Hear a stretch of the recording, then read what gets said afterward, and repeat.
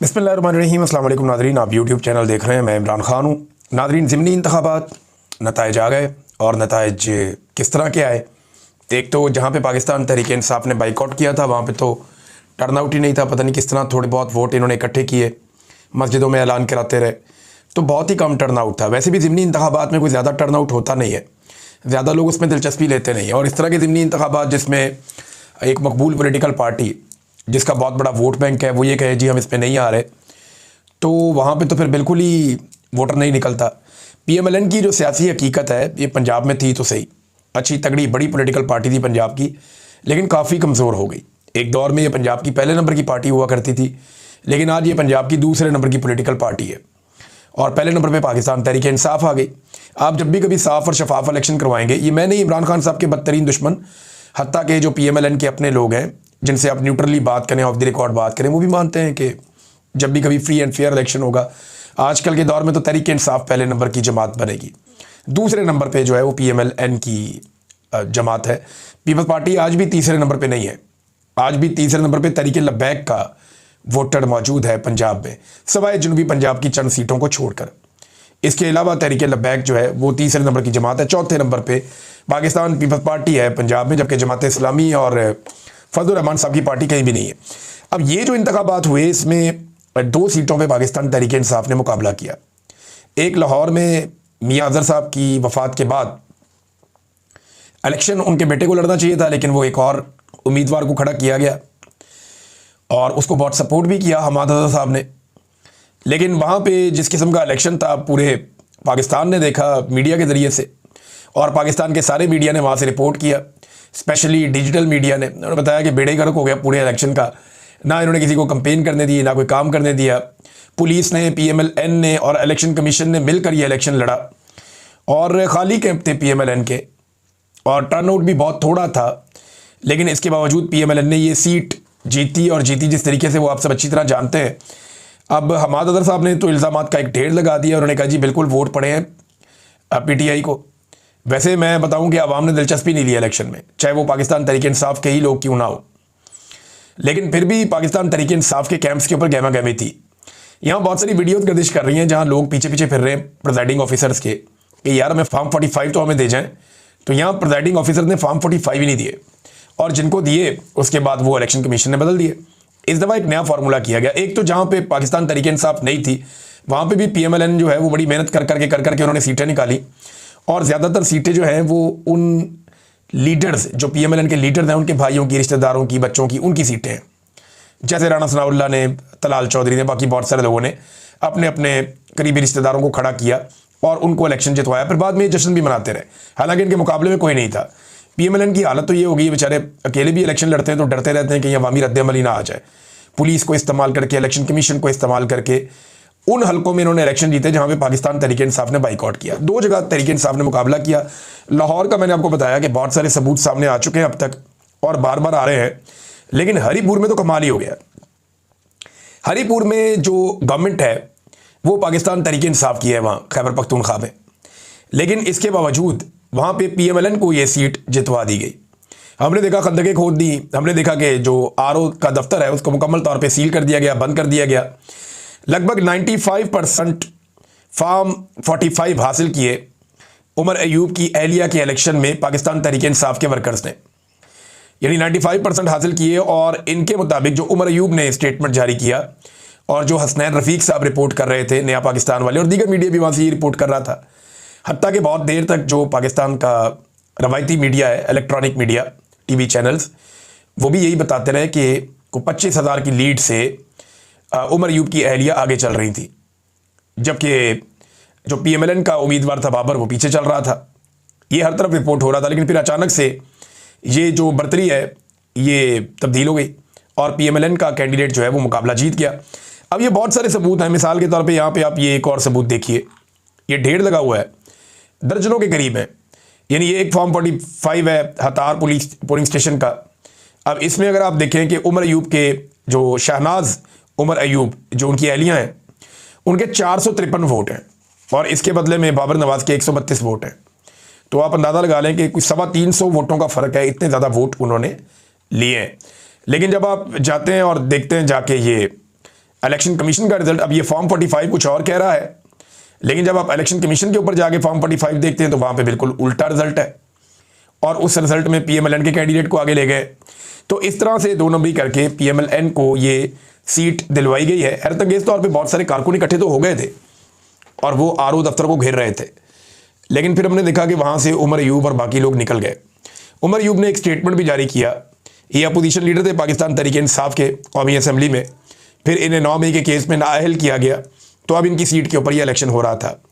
तो उमर अयूब साहब जो है उन्होंने स्टेटमेंट देते हुए कहा कि यहाँ पे पुलिस भी है, यहाँ पे एफसी भी है, दीगर फोर्सेस भी हैं और बहुत बड़ी तादाद में इकट्ठी की गई है, तो ये इलेक्शन हमसे ज़बरदस्ती छीना गया है, हम इस रिज़ल्ट को तस्लीम नहीं करेंगे। और इस रिज़ल्ट में 25,000 की लीड से जीत रही थी उमर अयूब की अहलिया, जबकि बाद में पीएमएलएन के उम्मीदवार को जितवा दिया गया।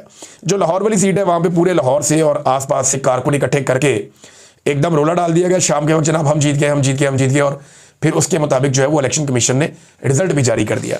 इस दफ़ा ना इलेक्शन कमीशन ने एक नई कार्रवाई डाली और एक नए तरीके से काम किया। यानी एस्टेब्लिशमेंट अपनी गलतियों से सीखती है ना, वो ये देखते हैं कि माजी में उन्हें मार पड़ी फॉर्म 45 और फॉर्म 47 वाले गेम में और बहुत बदनामी हुई पूरी दुनिया में। अब उन्होंने एक और काम किया, उन्होंने कहा जी कि फॉर्म 45 पे कांटे लगाने की बजाय ना एक नया काम करते हैं, यहाँ बड़ी लान तान होती है। उन्होंने किया ये कि फॉर्म 45 तो जारी कर दिए, जहाँ जहाँ पे लोगों ने ज़्यादा दबाव डाला उनको दे दिए, लेकिन उसके बाद जो इलेक्शन कमीशन का अपना सिस्टम है उसके अंदर दूसरा फॉर्म 45 डाल दिया और वहाँ पे दावा कर दिया ये ठीक है, अब आप अपना असली फॉर्म 45 लेकर घूमते रहिए, कभी आप ट्रिब्यूनल में जाएं, कभी आप इलेक्शन कमीशन में जाएं, आपकी बात ही कोई नहीं मानेगा। और ये उम्मीदवार जो जीत गया पीएमएलएन का, ये तो असासा है एस्टेब्लिशमेंट का, तो ये अपना टाइम पूरा करेगा। तो इस तरीके से इन्होंने एक नया तरीका वारदात ढूंढा और इतनी देर में जब तक इंसाफ होना है तब तक तो हुकूमत अपनी मुद्दत पूरी कर लेगी। पाकिस्तान में इंसाफ तो होता कोई नहीं है। अब खैबर पख्तूनख्वा के अंदर मैंने खैबर पख्तूनख्वा की हुकूमत की बेबसी भी देखी, यानी ये बात एक हकीकत है, खैबर पख्तूनख्वा में पाकिस्तान तहरीक इंसाफ की हुकूमत है जो थोड़ा टफ टाइम भी देती है पाकिस्तान की एस्टेब्लिशमेंट को। लेकिन आप अंदाज़ा करें अगर ये लोग इतने बेबस हैं तो बाकी सूबों में और वफाक के अंदर जो हुकूमतें हैं वो मिलिट्री एस्टेब्लिशमेंट के सामने कितनी बेबस होंगी। अमली तौर पे पाकिस्तान की फ़ौजी क़यादत इस वक्त पाकिस्तान को कंट्रोल कर रही है और वो ये फैसला करते हैं कि किस जगह पे किस वक्त क्या करना है। और आज आसिम मुनीर साहब ने एक बात साबित की है इन इंतखाबात में, यानी पीएमएलएन को दिलवाई ना सारी सीटें, एक बात साबित की कि इस निज़ाम को इस बात की कोई फिक्र नहीं है कि अवाम की राय क्या है, या अवाम इस निज़ाम के बारे में या एस्टेब्लिशमेंट के बारे में या आसिम मुनीर साहब के बारे में या ये मौजूदा हुक्मरानों और रजीम के बारे में क्या सोचते हैं। यानी तमाम आज़ाद ज़राए का दावा है कि जो हरीपुर वाली सीट है वो तो बड़ी आसानी से पाकिस्तान तहरीक इंसाफ जीती है, और सब ये पहले भी कह रहे थे कि अगर शफाफ इंतखाबात की सूरत में कोई इम्कान नहीं था कि नून लीग ये सीट जीत जाए, लेकिन फिर भी जितवाया गया। तो अब बड़ी वाज़े हो गई ये हकीकत कि एस्टेब्लिशमेंट यही करती जाएगी ढिठाई के साथ, बेशर्मी के साथ, और उन्हें इस बात की कोई फिक्र नहीं है कि अवाम की तौहीन हो रही है। अब अगर इस चीज़ को बदलना है तो फिर अवाम को बदलना पड़ेगा। ये अब ऐसे नहीं बदलेगा, ना इसको अदालत ठीक करेगी, ना इसको पार्लियामान ठीक करेगी, ना इसको इंसानी हकूक़ की तंजीमें ठीक करेंगी, ना इसको अमेरिका ठीक करेगा, ना इसको IMF ठीक करेगा, ना ही इसको यूरोपीय यूनियन ठीक करेगा, ना ही इसको बरतानवी सफ़ीर ठीक करेगा। कोई इसके अंदर अक़वाम मुत्तहिदा कोई इसमें मुदाखलत नहीं करेगा। ये पाकिस्तानियों को अपने हाथ में मामला लेना पड़ेगा, पाकिस्तानियों को अपना मैंडेट और अपनी ताकत मनवानी पड़ेगी। जैसे पाकिस्तानियों ने एक वक्त आया था अपने लिए एक अलग वतन हासिल किया था और आज़ादी के लिए बड़ी कुर्बानी दी थी, ऐसे ही पाकिस्तानियों को ऐसा लगता है कि हकीकी आज़ादी के लिए भी अब शायद बड़ी कुर्बानी देनी पड़ेगी। उसकी वजह यह है कि हमें दिखाई दे रहा है कि अब वो इलेक्शन में भी नहीं मानते और इंसानों की राय को वो तस्लीम ही नहीं करते। यानी 95% रिजल्ट में 25,000 की लीड थी, और जब रिजल्ट मुकम्मल होता है तो पता चलता है जनाब फर्क है। और वो कहते हैं जी हम फॉर्म 45 लेकर गए जो हमें प्रिसाइडिंग ऑफिसर्स ने दिए, वो फॉर्म 45 हम हवाले कर रहे हैं RO के कि जनाब ये फॉर्म 45 है, इसके मुताबिक आप रिजल्ट जारी कर दें फॉर्म 47। तो RO ये कह रहा है कि मैं नहीं ले रहा। RO असली फॉर्म 45 लेने से ही इनकारी हो गए और उन्होंने अपनी वेबसाइट के ऊपर अपनी मर्जी का नतीजा डाल लिया। ये एक नया काम पाकिस्तान की एस्टेब्लिशमेंट ने सीखा है। एक और चीज़ नाज़रीन बड़ी इंटरेस्टिंग हुई, एक तरफ 3 मरतबा की वज़ीर आज़म की बेटी थी जिसने मुखालिफिन को दबाने के लिए, सियासी मुखालिफिन है, उन्होंने इलेक्शन ही लड़ना था, हर गैर जमहूरी हथकंडा, हर गैर जमहूरी हरबा उन्होंने इस्तेमाल किया और कोई तरीका उन्होंने नहीं छोड़ा जिससे अपने मुखालिफिन को ना दबाया हो। और दूसरी तरफ एक बिल्कुल आम सा मिडिल क्लास आदमी है और वो वज़ीर आला बना, और किसी ख़ानदानी सियासत का नतीजा नहीं है ये शख्स सुहेल अफरीदी, और उसने फ्री हैंड दिया अपनी अपोजिशन को। अब इसमें जनाब सुहेल अफरीदी का एक स्टेटमेंट भी है कि हरीपुर इलेक्शन में नून लीग के रहनुमाओं ने मुझ पर ज़ाती हमले किए, गालियां दी, लेकिन मैंने किसी के खिलाफ कोई कार्रवाई नहीं की क्योंकि खैबर पख्तूनख्वा में जमहूरियत है, आज़ादी है। ये होती है ना जमहूरियत। लेकिन पाकिस्तान तहरीक इंसाफ अगर अपना हक नहीं ले सकती खैबर पख्तूनख्वा में, हरीपुर में, वो अगर इलेक्शन जीत के भी इलेक्शन की जीत अनाउंस नहीं करवा सकते, तो ये इमरान खान को कैसे जेल से छुड़ाएंगे? ये तो एक बड़ी अलार्मिंग सिचुएशन है। यानी मैं एक अगर न्यूट्रल तज्जिया आप इसका करें कि खैबर पख्तूनख्वा का एक ज़िला है, वहाँ पे एक इलेक्शन हो रहा है एक तहसील में, और उस इलेक्शन में खैबर पख्तूनख्वा की हुकूमत का उम्मीदवार जीत भी रहा है, लेकिन वहाँ पे सिस्टम जो है वो जो उसी सूबे में काम करने वाला सिस्टम है, आरओ भी वहीं का, प्रिजाइडिंग ऑफिसर भी वहीं पे, और वो 2 नंबरी करके उन्हें हरा देते हैं जीतने वाले को, और हारने वाले को जिता देते हैं। तो जब आप यहाँ इंसाफ नहीं ले सकते तो पंजाब की एक जेल में बंद अडियाला जेल में इमरान खान के लिए आप इंसाफ कैसे लेंगे? ये सवाल पैदा होता है। ये एक टेस्ट केस होना चाहिए खैबर पख्तूनख्वा की हुकूमत के लिए कि वो इसे कैसे देखते हैं। दर्जनों सबूत हैं नादरीन जो सोशल मीडिया के ऊपर वायरल है, आप देख सकते हैं, जाके पूरा ट्विटर भरा हुआ है, पूरा का पूरा यूट्यूब भरा हुआ है, हर तरफ सबूत हैं। और जो लोग ये सबूत इकट्ठे कर रहे थे उनके साथ क्या किया गया, आगा शेख सरवर साहब को एक मरतबा फिर गिरफ्तार कर दिया गया। इन्होंने काफ़ी बेनकाब किया इस इलेक्शन में, कवरेज कर रहे थे, उन्हें वहाँ से उठा लिया गया। पहले भी इन्हें गिरफ्तार किया गया था, ज़ईम लगारी साहब को गिरफ्तार किया गया था, बार बार हमारे एक बड़े अच्छे जर्नलिस्ट हैं शाकिर रवान साहब, उनको गिरफ्तार किया गया, सिद्दीक जान साहब को किया गया, सतूर साहब को किया गया, मुतीउल्ला जान साहब को किया गया, साकिब बशीर साहब को गिरफ्तार किया गया जिस वक्त वो अपनी सहाफ़ती जिम्मेदारियां अदा कर रहे थे। और मैं किस किस का नाम लूँ, बेशुमार हमारे जर्नलिस्ट साथी हैं जिन्हें बार बार गिरफ्तार किया जाता है, उनको परेशान किया जाता है। जो लोग भी इस रजीम के खिलाफ या इनकी ज़्यादती के खिलाफ कोई खबर ढूंढ कर लाते हैं या इन्हें बेनकाब करते हैं, उनके साथ यही किया जाता है। तो ये इंतहाई काबिल मज़म्मत है। आगा शेख सरवर साहब का पता करना चाहिए, और अगर इन्होंने कोई जुर्म किया तो फिर आप कानून के मुताबिक सामने लेकर आए ना। आप गायब कैसे कर सकते हैं? बाकी सहाफ़ी साथी ढूंढ रहे हैं और वो कह रहे हैं जी हमें पता ही नहीं चल रहा कि ये किधर गए हैं। मैंने जितने लोगों से बात की उन्होंने कहा जी कि अभी तक कुछ पता नहीं है, जब मेरी लास्ट टाइम बात हुई रात गए तब तक ये सूरत हाल थी। अब नादरीन एक और मैं आपके साथ खबर शेयर करता हूँ। यूसुफ रज़ा गिलानी साहब ने एक बात कन्फर्म की है कि ये जो पावर शेयरिंग का एक फार्मूला था पीपल्स पार्टी और PMLN के बीच में, इस फार्मूले के मुताबिक अगस्त 2026 तक, यानी अब जो साल शुरू होने लगा है, इसके अगस्त तक शहबाज शरीफ ने वज़ीर आज़म रहना था और उसके बाद बिलावल ने वज़ीर आज़म बन जाना था। जबकि स्पीकर भी आधे आधे टाइम के लिए, चेयरमैन सेनेट भी आधे आधे टाइम के लिए। तो इस किस्म का कोई एक फार्मूला बनाया हुआ था। सदर की सीट के ऊपर यह नहीं था। तो अब सूरत हाल काफ़ी बदल गई है। यूसुफ रज़ा गिलानी साहब ने कंफर्म तो कर दिया इस मौके पर, लेकिन सूरत हाल ऐसे बदल गई कि PMLN को जो सीटें अब मिल गई हैं वो तकरीबन आज़ाद हैसियत में आ चुके हैं। अब उन्हें पाकिस्तान पीपल्स पार्टी की ज़रूरत नहीं है अपनी हुकूमत बचाने के लिए। यानी अब सिचुएशन ये हो जाएगी कि किसी वक्त अगर पीपल्स पार्टी भी PMLN की हुकूमत को गिराना चाहेगी तो नहीं गिरा पाएगी। यानी आप अंदाज़ा करें 17 सीटों वालों को कहाँ तक पहुँचा दिया, मखसूस नशस्तों की माले गनीमत दे दी, बहुत सारे ज़िमनी इलेक्शन करवा दिए, बहुत सारी सीटें छीन कर PTI की उनकी झोली में डाल दी और करते कराते उनको कहाँ तक पहुँचा दिया।